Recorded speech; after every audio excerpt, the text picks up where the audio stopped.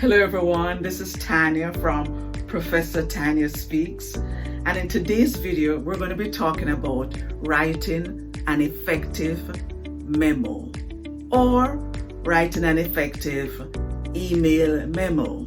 Now before we get into that, remember to like, share, comment and subscribe and turn on the notification bell so that whenever I release a video, you'll be the first to know. Now, let's talk about writing the effective memo or email memo. And I say email memo because whenever we're talking about internal communication, meaning communication within an organization, we're talking about writing a memo. But whenever we're talking about communication to outside of the organization, meaning you're writing to a supplier or you're writing to a customer, once it's communication outside, then you write a letter. So memo is internal, letter is external.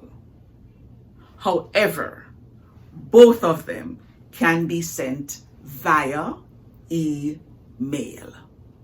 So if ever you're asked to write an email correspondence to someone in your organization, even though the word email is there, it's a memo. Email just means you're sending it electronically, which is what we all do. Okay? Now, maybe 20 years ago, in business communication, if you read old textbooks, they only talk about memos. There was no mention about email because that was then. Because I remember 20 years ago, I didn't know how to even send an email message. I know. As you saw, for those of you who watched this video, I've come a long way. And in this video, it looks like I still hadn't come anyway. But I've learned quite a bit since then, okay? But the point really is that times are changing. And when you read your business communication textbook, you will see those changes. So, internal memo, external letter. So, an email memo is electronic, and a memo from olden days used to just be a paper copy. That's really the only difference now. So if ever your instructor says write a memo, you don't have to wonder, is it a memo or is it an email? It's a memo that will be sent by email. It's still a memo. Now, let's talk about the format of the memo. When we look at the memo, we should see the header, an introduction, a body, and a conclusion. So any document that you're calling a memo should have a minimum of 3 paragraphs. Introduction, body, conclusion. 3 parts, 3 paragraphs. Now your introduction must have 3 parts, really. There are 3 things that must be included in your introduction. You must find a way to begin with the you attitude. You must provide some kind of context or background information, and then you must tell your purpose for writing because it has to be a direct message. You mustn't leave the reader thinking, I wonder if it's this or if it's this, but your purpose has to be clear. So, you attitude, context, and purpose. That must be established in the introduction. But you must not have details because the details belong in the body. So the details are when you answer the question that the reader could have about your purpose. So the body, you must begin with a clear, comprehensive topic sentence. And then you have enough details that explain why you are writing, and gives the information, the additional information that the reader needs. And then once you're finished with the body, And you've made the body clear by adding bulleted lists if you need to, or headings, or enough white space between paragraphs, then you are ready to go on to the conclusion, which has to end with a very specific action. The reader must know what you require next, because you are writing for a purpose. And at the very end, you must ensure that the reader knows what you expect done. Once that is established, you've written your memo. But you're going to take into consideration everything that I spoke about in this video.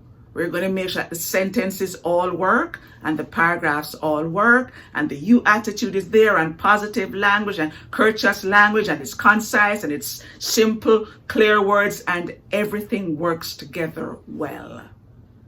And most times a memo is just 1 page long.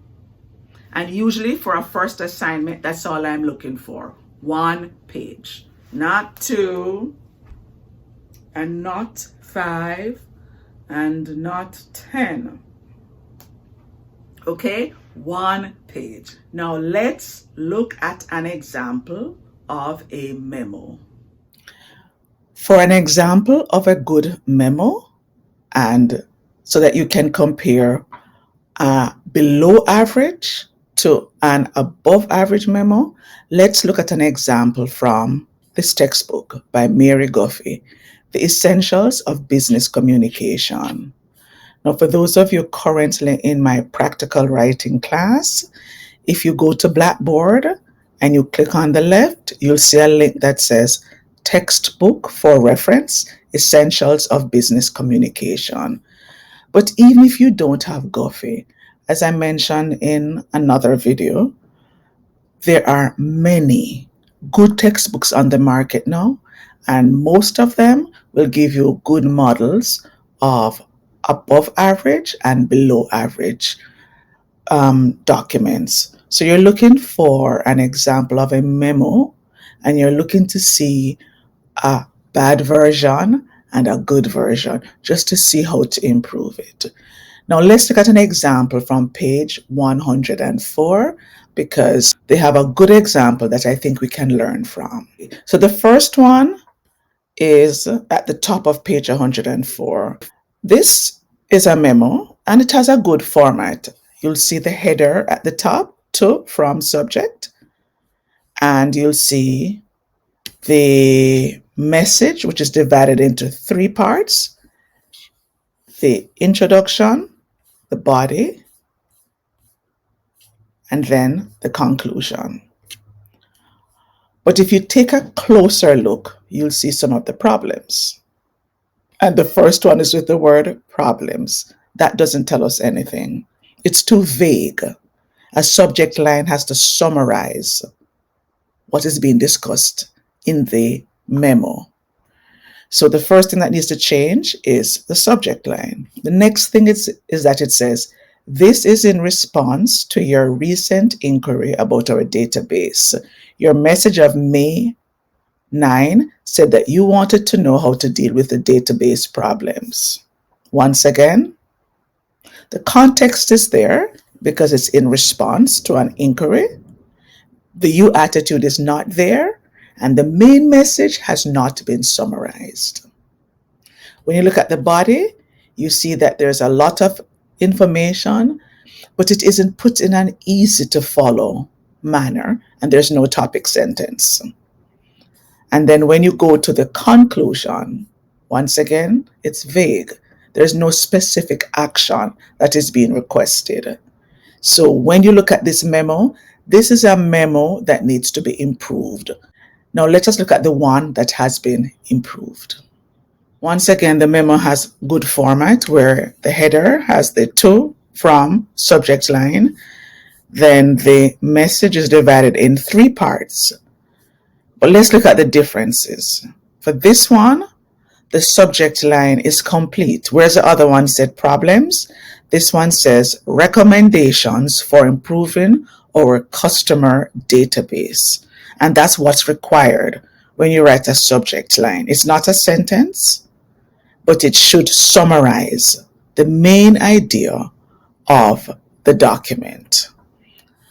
Now, unlike the other memo, this one addresses someone, as you can see here.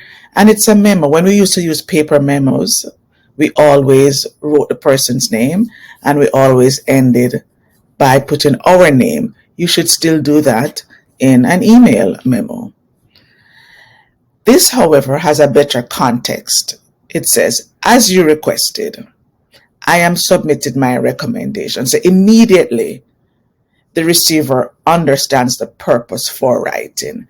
And then there's a quick summary of what was found. There are no details, but the writer put, the database has two major problems, and then he tells the two problems.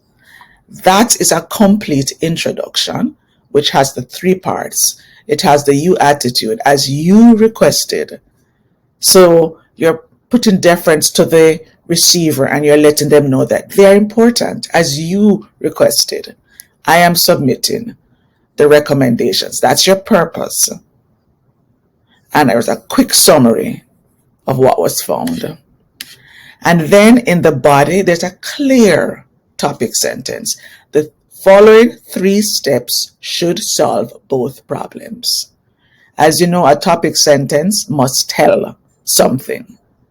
And it's telling that there are 3 steps, and these steps will solve the problem. Now, graphic highlighting is also used where the person uses a numbering system. 1, 2, 3. 1, 2, 3, because there are steps. If there are steps, it will be 1, 2, 3. If they're not steps, but maybe they're just 3 pieces of information, then you could use bullets. But numbers normally mean that you're going 1, 2, 3. So the body, good main idea, good topic sentence. Then this is a part of graphic highlighting also. We're differentiating between the information that follows the steps. So the steps are put in bold, uppercase letters. Start a new database. Determine the status of customers. Rekey the names of active customers. This makes it easier for the reader to quickly pick out information. And whenever you choose to use any kind of graphic highlighting, whether it's underlining, uppercase, bold letters, italics, the purpose for that should be to highlight something to make reading easier for the reader. Now, once that is done, we get to the conclusion. And the conclusion is very specific. Please let me know by May 30 whether you think these recommendations are workable. So there is no doubt in the reader's mind as to what's the next step. And every memo must end with specific action required, as we see here. And at the end of it, the person says, if so, I will investigate costs. Not a cliche ending, but a good ending. So that's your good memo, and that's 2 examples that you can follow.